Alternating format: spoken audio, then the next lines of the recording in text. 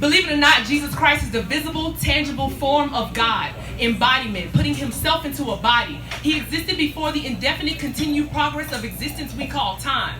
Simpler, Heather.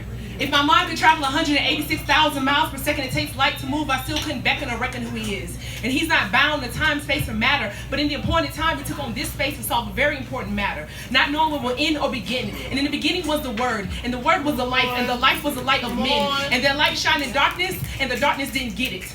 Let me give you a practical example. Every time you flip on the light switch, the darkness flees. Physics teaches us that two things can't occupy one space at one time, but he defied that, challenging the very foundation in which humanity stands. I need you to get this. He is God. So imagine God saying, I'm going to take time out of my day to occupy this dark space in order for y'all to properly receive grace.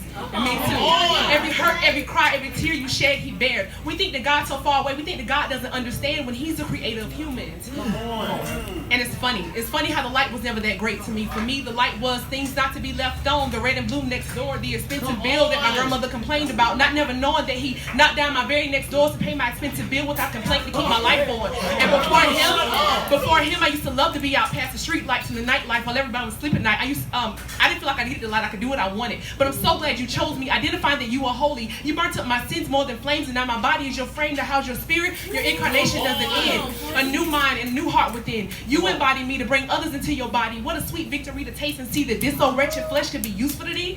Brothers and sisters, freedom is crying out. To think that the King of Kings would step down into nothing and take on human skin like a coat. If the light is willing to bust open this dark and dusty flesh and bones to walk this earth and die my death for every breath, I'm saying to you here today, it's worth it. He is born a virgin, sinless man, died a death he didn't deserve, all for you and me.